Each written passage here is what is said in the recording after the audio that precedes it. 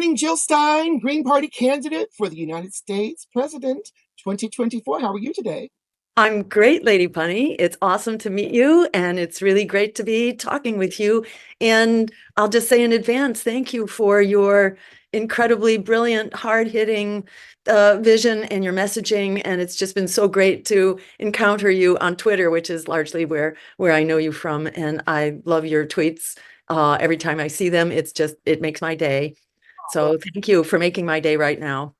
thank you for giving me a platform to believe in.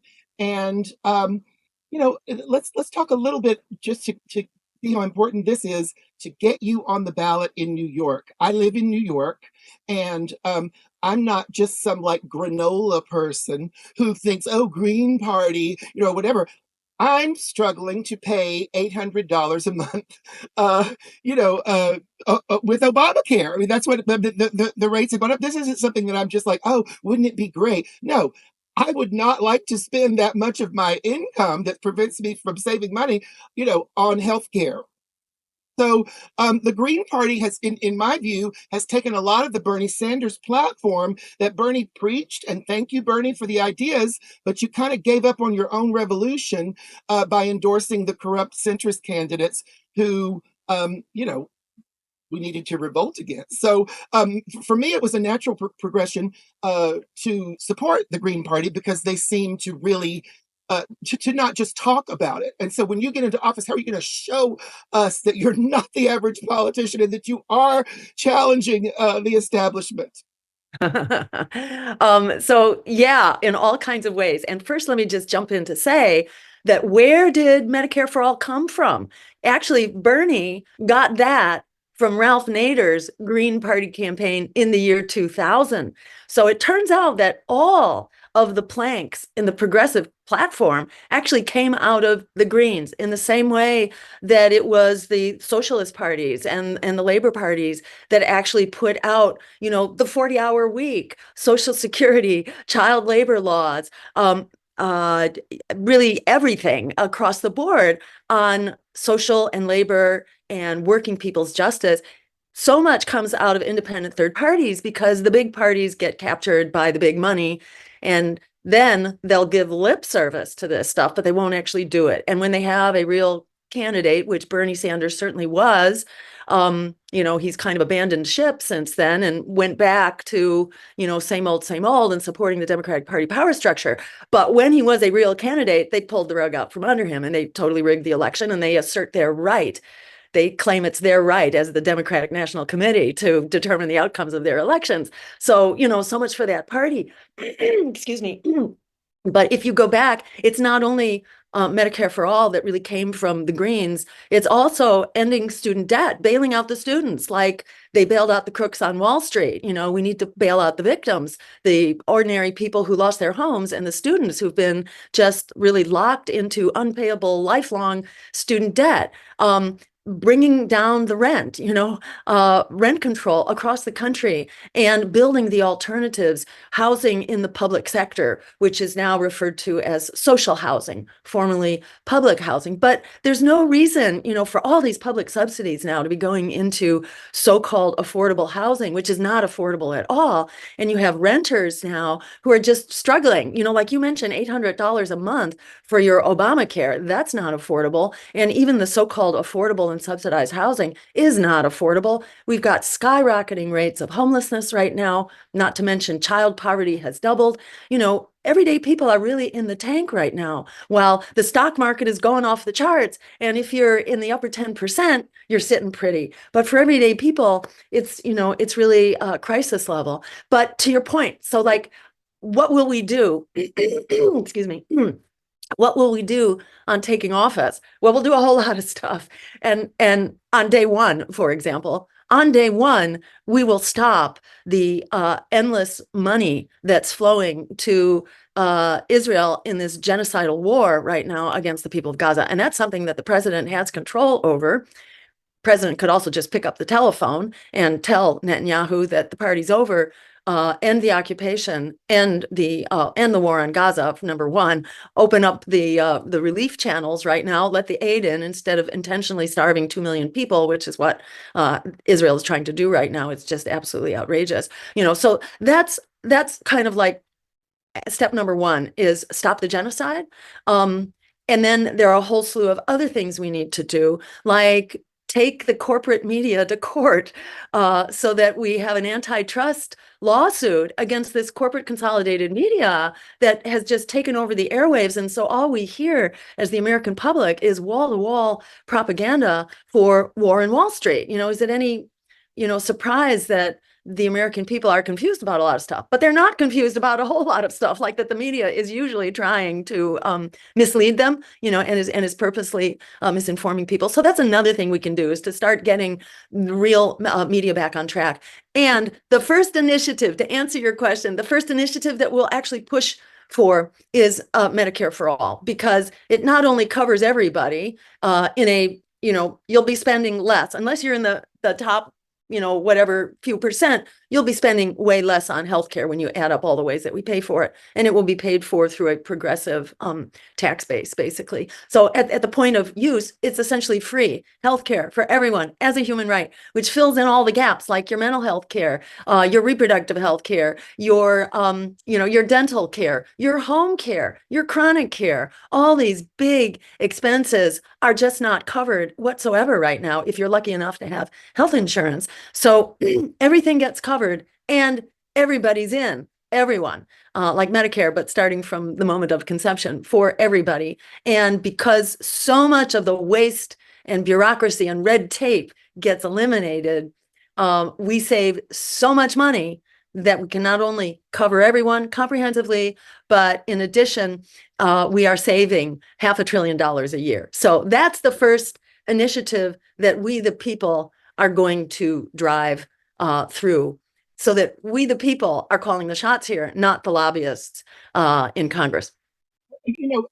This everyone talks about how we can work together, Democrats and Republicans. We were in a global pandemic, and Democrats elected Joe Biden, who's famously said that he would veto Medicare for all, even though 70 to 80% of Democrats supported his own party, and a small majority at one point of Republicans support it. So healthcare in a global pandemic, and we're saying, can't,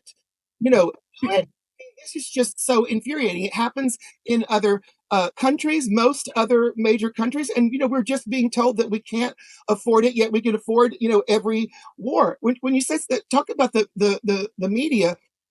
So we were sold a Joe Biden presidency as a decent guy from Scranton who took the train and was a working class, hero.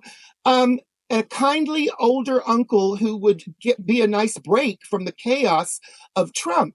Well, I'm no supporter of Trump, but there's been a lot of chaos under, Joe Biden, and he's now known, this kindly older uncle is now known as Genocide Joe and Butcher Biden. So yes, you're right that the media has a definite corporate. How do you get people away from that? I mean, honestly, you have been smeared as a Russian asset because you went to Moscow and were photographed at a table with Vladimir Putin and others. And I'd love for you to tell me why, because that's something that just immediately turns Democrats off, who are more concerned about Russia than they are about this country. It's like if you just had the news on in the background for the past 6 years, you might think that Russia is our biggest issue. We're more concerned about Russian oligarchs than Jimmy Carter said maybe a decade ago that the U.S. is now an oligarchy with unlimited political bribery. But I mean, the thing that's so crazy about that photo, I'm just trying to think of people who may not know what the Green Party is, weren't politically aware in 2016, but you were smeared as the reason Hillary lost to Trump, and you were a Russian asset. I mean, everyone's been photographed. Obama, Biden, Hillary, every politician over the last week has been photographed with Putin. That is just like, the mentality is like, I saw her with Putin and therefore, freak out. Don't mention the fact that Hillary didn't campaign in the states that she lost in 2016. Don't mention that her campaign sought to elevate she thought she could be the crazier candidates. Don't mention the fact that that a lot of the people in the Rust Belt were not pleased with Obama's TPP Trans-Pacific Partnership because it would have killed you know decent paying jobs. But yet you are smeared for this, and it's absolutely ridiculous. Absolutely. That's really well said. And there's a number of things there that bear, responding to. The Russia smear, is a joke. As John Kennedy himself, JFK said, we must not negotiate out of fear, and we must not fear to negotiate. So there's this like whole smear associated with that photo. But the reality is that I was invited to an international conference. It was the 10-year anniversary of RT Russia Today. And there was press there from all over the world. Not only RT, but national reporting from India, from Canada, from the BBC, in the UK, China. It was a chance to really speak to press all over the world for people to know that what they get from Democrats and Republicans does not, that's not all of, the spectrum of where Americans stand. And there were three major issues in our campaign in 2016, which I brought to that global forum. And that was what I was there for, not the dinner party afterwards, but a day-long conference. And I was featured in a forum with other people, mostly diplomats and elected leaders. But as someone who was a candidate, I was also featured in that forum, along with like the former foreign minister from Germany and the Czech Republic, the former, I don't know, vice premier or something on that order, foreign minister, it was people who had a major role in international affairs. And my message, was our three issues, which were what? A ceasefire, a peace initiative, a peace offensive, we called it actually, in the Middle East, where Russia had just begun bombing Syria. And I was there to oppose that and to say that that was following in the footsteps of the US and our bomb first, ask questions later, bomb and don't discuss, don't have diplomacy. So I was there for that peace initiative in the Middle East, for a global Green New Deal, because we have a climate crisis, which we can only solve together. Excuse me. That's another New Deal that AOC had gotten from the Green Party.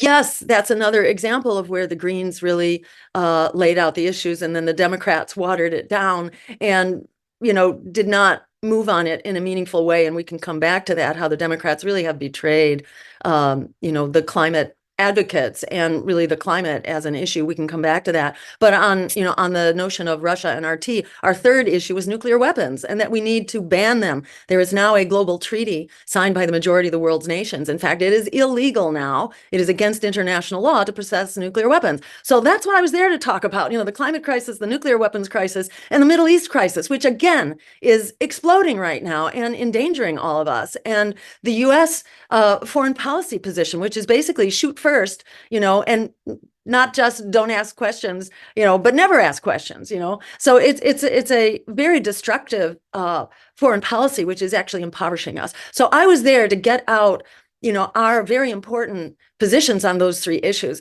And of course, the smear campaign doesn't acknowledge that at all. It just like calls me a Russian asset. Well, what people need to know is that they talked that up to where the Senate Intelligence Committee then basically had a formal investigation of me and our campaign for 3 years, found nothing, gave us a bill of good health, but they still tried to use that issue to drum up that I had some kind of collusion going on with Russia. And absolutely, that is completely false. You can look at Hillary Clinton's pictures with Putin and know that the Clintons, I think it was Bill or Hillary, I don't remember which one, but they were receiving like $500,000 a pop to go and give talks, had relationships with Russian banks, and facilitated a big deal for Russia to purchase U.S.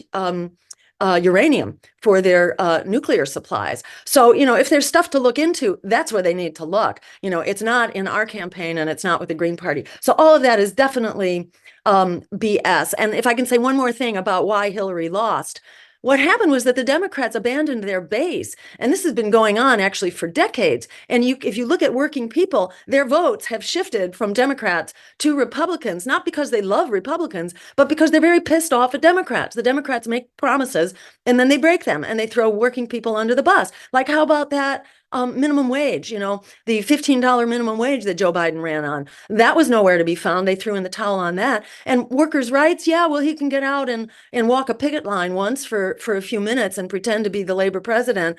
And he did make some good appointments to the National Labor Relations Board. But aside from that, it was all the usual favors for Wall Street and throwing working people under the bus. And in particular, it was Democrats and Joe Biden who prevented the railroad workers from striking over really critical safety issues. And after that, we had this toxic spill, this devastating spill in East Palestine, which would have been prevented had the labor union been able to exercise their right to strike and not had this horrible contract forced on them by Joe Biden and the Democrats. So they are not the friends of labor. And the one last thing about the spoiler deal, the worst election ever, the most spoiled election ever for the Democrats was 2010. What happened in 2010? So that was the first election following the Wall Street bailouts after the crooks on Wall Street crashed the economy. And the American people did not want to bail out the banks that crashed the economy. But Congress, in all of its corrupt wisdom, bailed out the banks to the tune of trillions of dollars within a week. They bailed out the banks, not the homeowners, not the students who were screwed, but the banks, while 7 or 8 million families got thrown out and lost their homes. So you saw the biggest loss ever of the Democrats, 1,000 seats in the state legislatures, 64 seats in Congress, 12 or 13 in the Senate, and the same number of governorships. It was a total wipeout because the Democrats are spoiling it for themselves by betraying everyday working people. That is the problem. There were no third parties in the mix that were so-called taking votes away. And by the way, that whole notion of taking votes away, like somebody owns your vote, like Hillary Clinton owned our votes, like Joe Biden owns your vote. No, politicians have to earn your vote. They don't own your vote. And anyone who suggests otherwise should not even be considered as someone worthy of your vote. If they're telling you that you don't have the right to vote for a candidate that represents you, if you do anything other than that, you've given away your democratic power. And the solution, to a democracy that's gone off the rails is not less democracy, it's more democracy. Simply voting against the candidate that you hate the most instead of for the candidate that represents you, that is a disaster. Democracy needs an agenda. It needs an explicit set of values and a vision. We have to stand up for that and vote for that. And in this race, where New York is really critical, and I want to get back to that in a minute, but in this race, all bets are off because we're going to have 3 pro-genocide, pro-war, anti-worker candidates on the ballot: Biden, Trump, and RFK. They could be splitting the pro-war, pro-Wall Street vote 3 ways. There will be only one campaign that's broadly on the ballot across the country that is opposing genocide, opposing endless war and the war machine,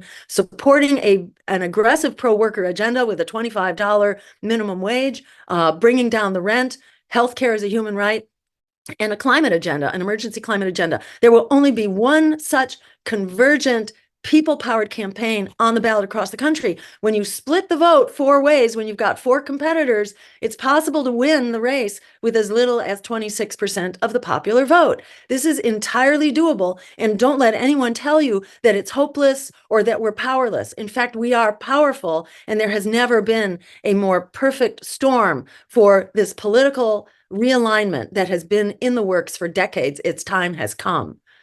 Right. So my dad's very political, and I asked him in 2016 if I vote for Jill Stein as a resident of New York, would I be electing Trump? He said no. And he and my mom voted for you in 2016, living in the red state, Tennessee. So if you live in a solidly blue state like I do, the Democrat is going to win if I write in Rumpelstiltskin, or if I vote third party, or if I don't vote at all. If you live in a solidly red state, the Republican is going to win. So, and the Democrat is going to lose. Now, this may be a different equation in the 7 swing states. What would you say to someone who is scared to elect Donald Trump? You know, by voting for you in a swing state where it's not solidly red or blue. You know, I am not a believer in the lesser evil. In my view, a candidate who is leading the charge on genocide and who's leading the charge on censorship and who's leading the charge for a party that throws their opponents off the ballot using dirty tricks. All of that is what the Democrats are doing right now. I can't call that a lesser evil as a matter of conscience. I think genocide is a moral imperative. And I think the Democrats have really demonstrated that the politics of fear has brought us everything we were afraid of. We need a politics of courage, like the students, on campuses, like the students who got out and prevented, or shall I say, that ended the war in Vietnam, like the young people who demanded the right to an abortion, back in, what was it, the 1960s.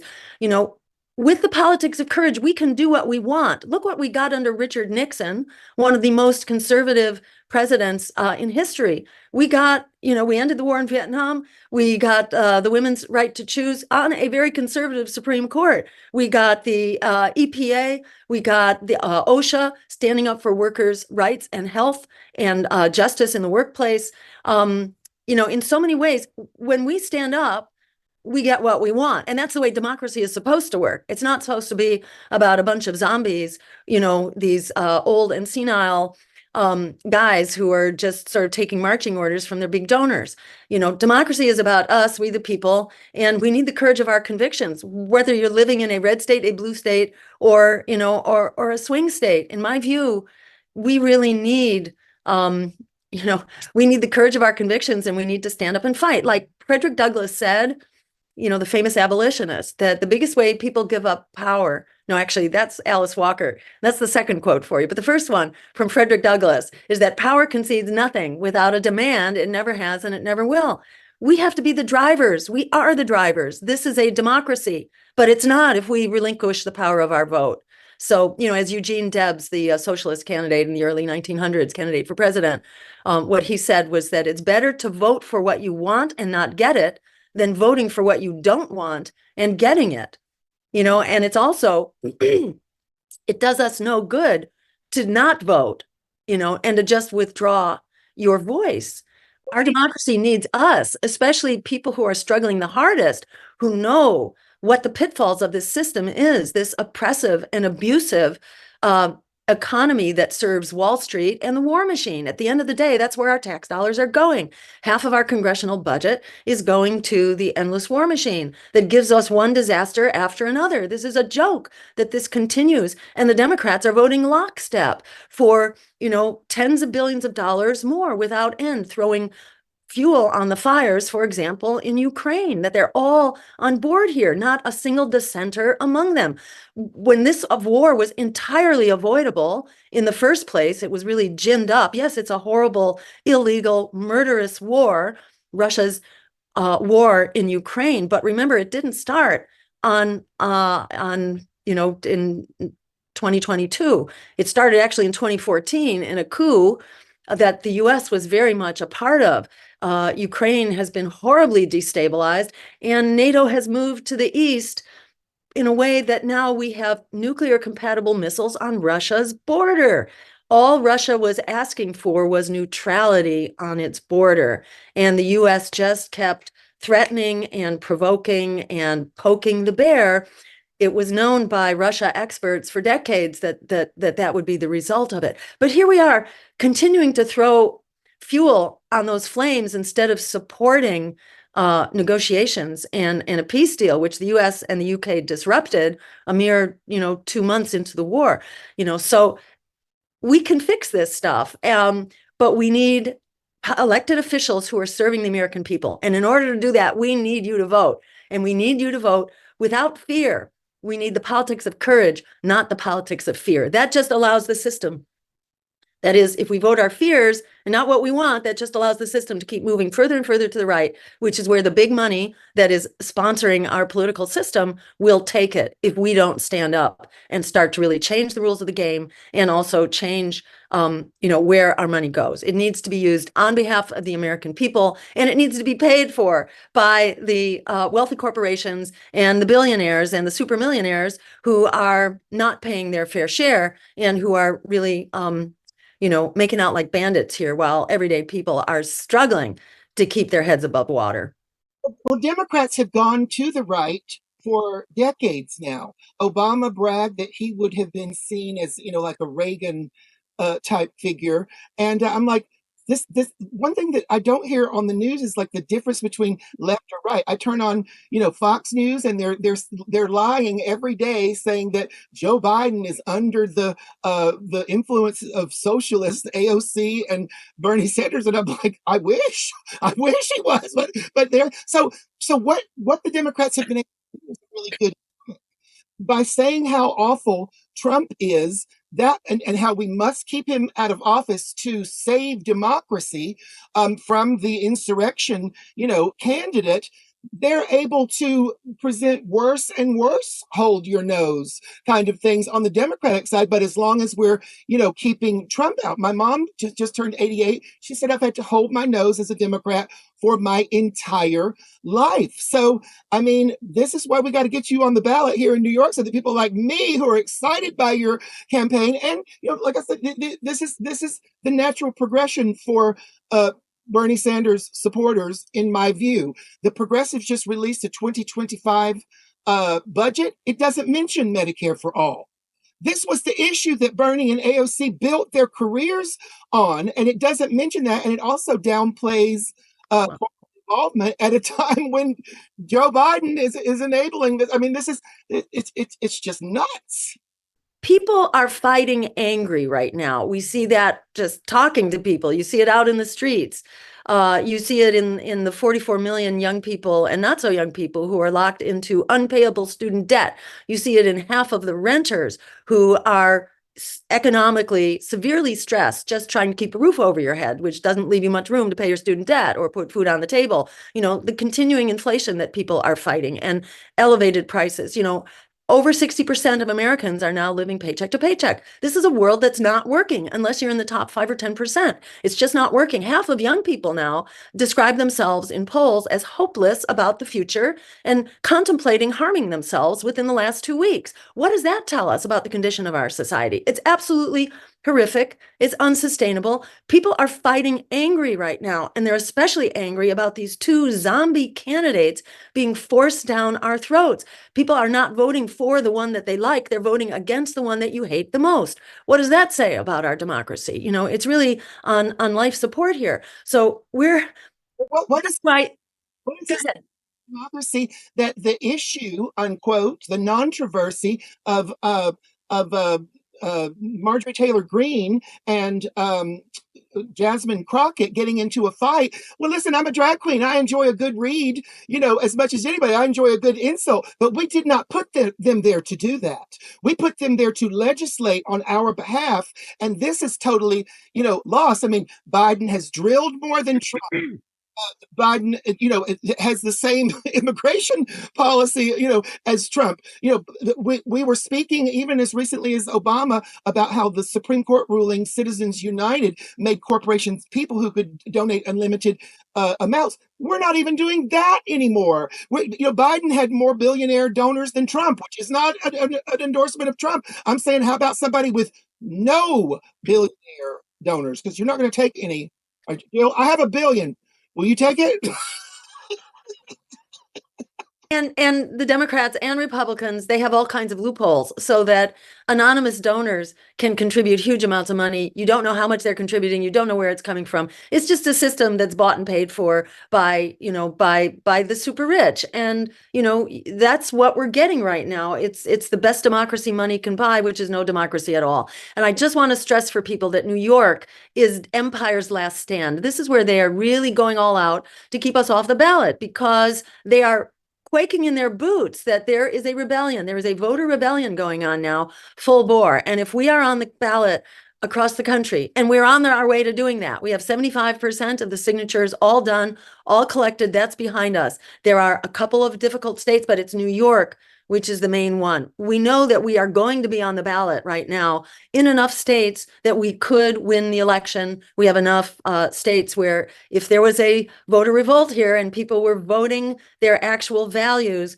we could in fact win the majority of the electoral votes. We almost have that completed now in our ballot drives. And we have all the big and expensive states done with the exception of New York, and then Illinois is less of a battle. But it's New York where they tripled the requirement so that we have to collect basically 90,000 signatures in order to have a secure margin of safety. So it's a lot of signatures in only 6 weeks. So what I want to say is everybody who's listening, if you are in New York, if you are a friend of Lady Bunny's, if you are on the network, to please come out and carry petitions. Definitely sign the petition. You have to be a registered voter in New York to sign it, but any registered voter anywhere can carry the petition. If you're carrying petitions, you can get hundreds even of signatures in a couple days that are left. And to my mind, this is where we have to go all out. This is where we really stand up to empire and say, this is our world, this is our lives, this is our jobs, this is our healthcare, this is everything. This is ending genocide. All of that really falls on our campaign. If we are the only truly progressive contender that is on track to be on the ballot across the entire country for all voters. It takes a real infrastructure and having done this before in order to do it. So we're really urging everybody, this is our one shot at having a full-powered challenge to empire and oligarchy on the ballot now. So that we can pull back from the brink. We're at the brink. We are being destroyed by these wars, our credibility around the world, but also, human rights, the genocide in Gaza. This unfortunately is not a unique situation. The US, and our wars have been devastating and horrific. 1 million people killed in Iraq. Between 4 and 6 million killed in just the post 9/11 wars alone. Wars basically about weapons of mass destruction that did not exist. 3 million killed in the war in Vietnam. We are devastating the world while we are impoverishing the American people here at home. We can't go on like this. And it's only getting worse. It's not getting better with the Squad or AOC or Bernie's campaign. It doesn't get better. You have to step outside of this anti-democratic, anti-revolutionary system. You have to step outside of it in order to actually make real change. This is all about getting on the ballot in New York. And if you go to jillstein2024.com/ let's see, I think it's Green Party New York. Let me tell you. Yes, /NY ballot. So that's jillstein2024.com /NY ballot. You can get the petitions. It gives you instructions how to do it. It's pretty straightforward. I don't know, Lady Bunny, if you'll be out, I will be out. That website also will get you in the loop with other petitioners so that we can go out together at the big events where it's like fish in a barrel, at the pro-Gaza rallies, etc., healthcare rallies. It's like fish in a barrel collecting these signatures. So if you do that, between now and Saturday, we have through Saturday, and then we have to start compiling the petitions to hand them in. So we only have a couple days. I urge you to make this a priority if you want to have healthcare as a human right, if you want to have rent that you can afford, if you want to see student debt obliterated, forgiven, over and done with. If you want free public higher education, we can do this. We can afford it instead of sending off $100 billion, at the blink of an eye to continue the latest outrageous, counterproductive, murderous war that we're ginning up. We can do this right, but it depends on all of us stepping up and doing our part. If you only collect 20 signatures, in the next 3 days. That would make a huge difference. If we have hundreds, thousands of people doing that, we can be securely over the hurdle here in New York. And once we get on in New York, it's off to the races. Well, one reason this is important to me is that Democrats are campaigning on saving democracy, yet that the Voting Rights Act, which actually hurt Green Party candidates' ability. You had mentioned that Mario Cuomo, the former governor of New York, had put up extensive hurdles. Is that why it's so difficult to get on the ballot? Is this something that every party has to do? I mean, what are these hurdles? Because hurdles to get more choices is not democracy. So you can't really say that you're saving democracy when you're obstructing democracy and my choice to vote for you in New York State. Exactly. And you can't just say that it's Trump who is the fascist threat. Trump may challenge the transfer of power, but the Democrats are undermining, well, and Republicans do this too, but the Democrats, you can't blame it all on Republicans because they are also doing it by throwing their opponents off the ballot and by creating these barriers to allowing real choice on the ballot. So what Cuomo did, he inserted into a ballot, into a budget bill where nobody knew it was there even. So it was like a poison pill.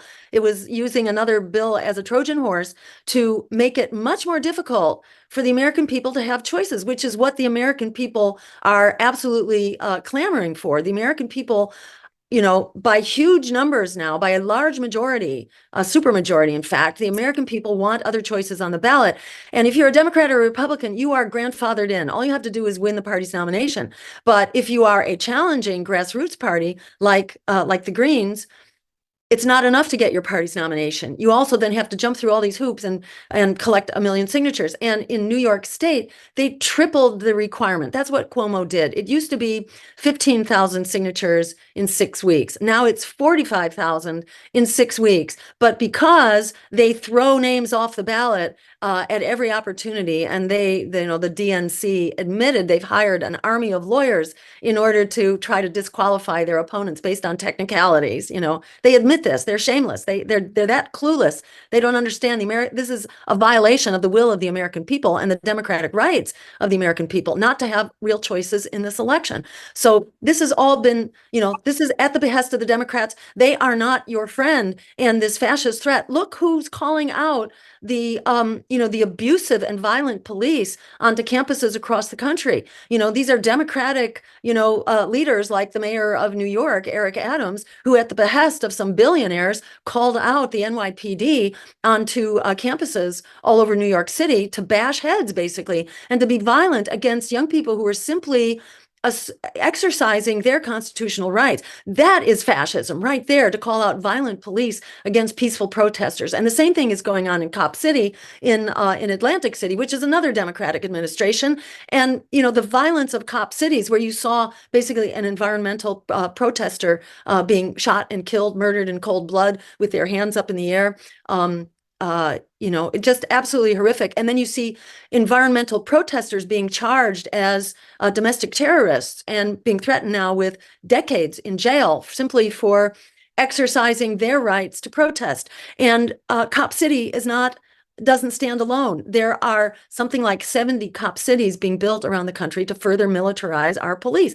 This is outrageous. This is happening under the leadership of Democrats. And as you were pointing out, Lady Bunny, they've already adopted, the anti-immigrant policies of the Republicans. And, they just keep marching to the right. This is not okay. We have to stand up and stop fascism now. You don't stop fascism by caving to one of the fascist leaders. In fact, there is no greater trademark of fascism than genocide. And it is Biden and the Democrats who have been leading the charge on that. So we say, forget the lesser evil. Fight for the greater good, like our lives depend on it. In fact, they do. And New York State is where we have to stand and defend our ground. So I urge you, again, please go to JillStein2024.com/New York ballot and download some petitions, sign up there. You'll get help and support, and find out where the crowd is going to be in order to rake in those signatures, or just collect 20 signatures from your friends. And the website will tell you how to let us know where to send them in, or we can come and pick them up, or you can bring them to an organizer near you. So If we're all on board here, we can, we are unstoppable together. Okay, just to be clear, this is not a signature that you can sign online kind of petition. You got to be with somebody who has downloaded a petition, and we've got to get tens of thousands of signatures, really by May 25th, because they would need to be documented by May 28th. Is that right? Let's see. Today is the 21st, second, third, fourth, fifth is the Saturday. That's right. So you have through Saturday. Saturday hopefully will be a good weather day. In any case, it's a good signature day. Yes, download that petition, get the signatures, even if you just get 20 friends to sign on because, it doesn't obligate them to vote for us. It just ensures that they're going to have a choice for healthcare as a human right and to end genocide and to downsize this outrageous war budget, which is robbing us, and put our tax dollars into things that actually benefit us instead of, setting the world on fire. It says that you're going to have that choice on the ballot. So do as Lady Bunny says, do as Lady Bunny does. She doesn't just say, she does. And join us in this team effort. We're going all out here for the greater good in New York to stop empire in its last stand to obstruct us. What better time? It was a couple months ago. 72% of Americans do not want to see a Biden or Trump rematch. So, you know, not everyone knows this because our news is either Democrat or Republican. But Republicans, I heard you say last night, are about 25% of registered voters, as are Democrats, 25%. So Right.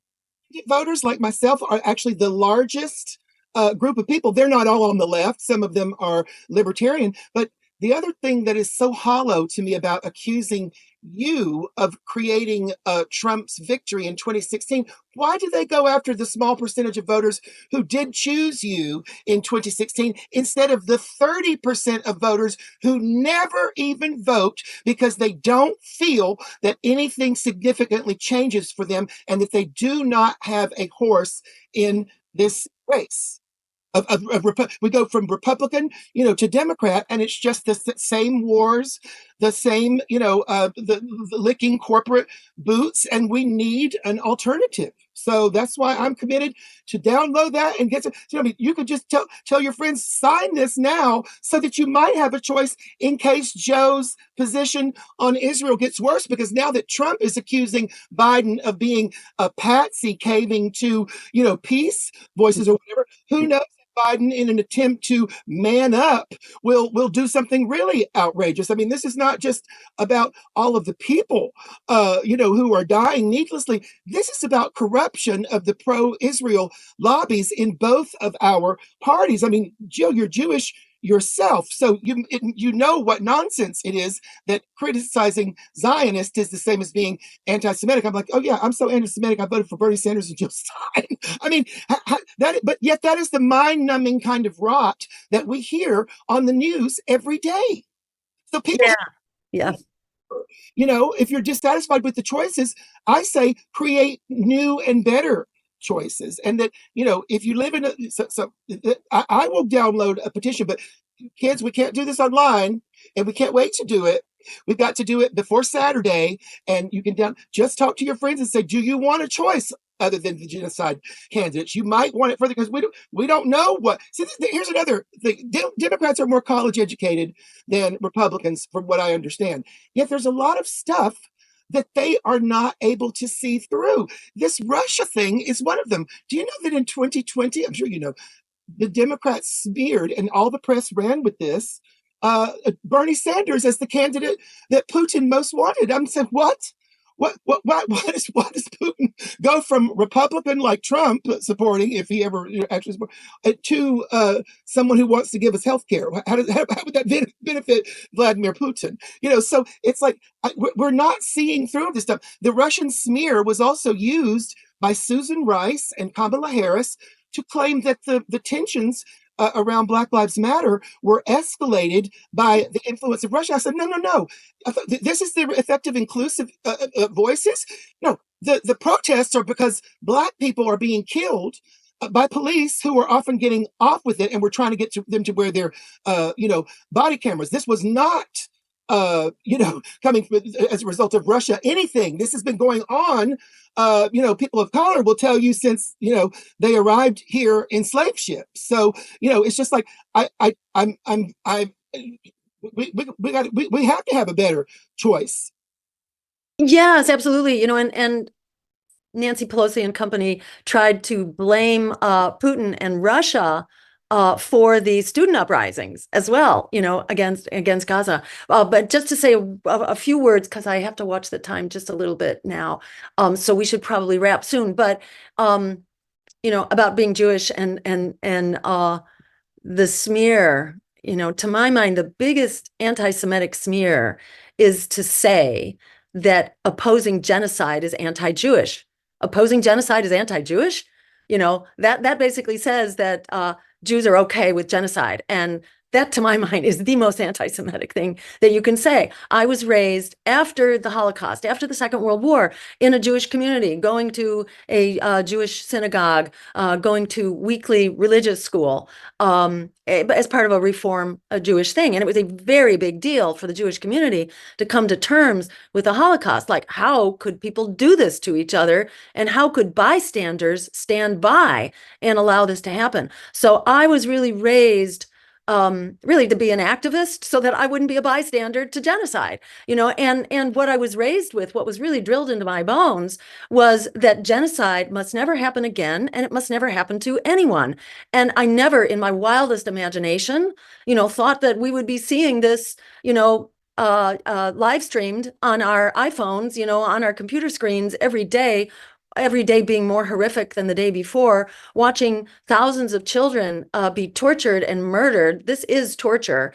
This is absolutely torture. And then it's murder. It's now over 5% of the population that has been either murdered or injured. And there's no way to treat injuries because their healthcare system has been destroyed. Their hospitals have been destroyed. Their healthcare providers have been targeted. Their universities have been destroyed. And the staff, there was a chairman of the orthopedics department, orthopedics meaning like broken bones. There's a lot of broken bones when your apartment building is falling in on you.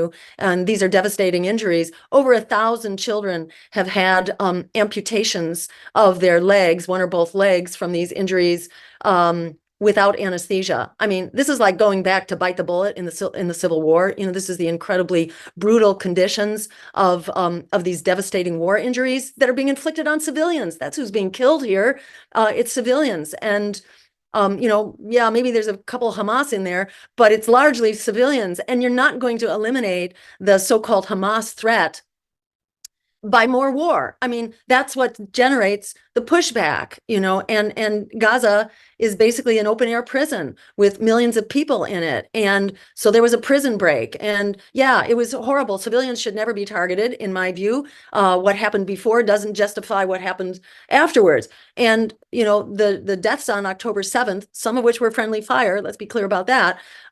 Those deaths do not justify the torture and murder of thousands of people in follow-up, in the same way that this conflict did not begin on October 7th. It began not when the Jews came in, because the Jews lived there in peace with Christians and Muslims for centuries, in peace, a harmonious and diverse, multicultural, multi-religious community. It was when the Zionists came in with an agenda that has since been verified by Israel's own national archives and their military records and so on, that the Zionists came in with a plan of ethnic cleansing to drive people out. And ethnic cleansing, it's known from history, ethnic cleansing bleeds over into genocide, because in the effort to ethnically cleanse, people are put into very vulnerable circumstances in which genocide happens. So, this is a textbook case of genocide. It's absolutely outrageous, and it can be solved. We can have a multicultural, multi-religious, Palestine, or whatever you want to call it. There can be peace and stability in this region, but by killing off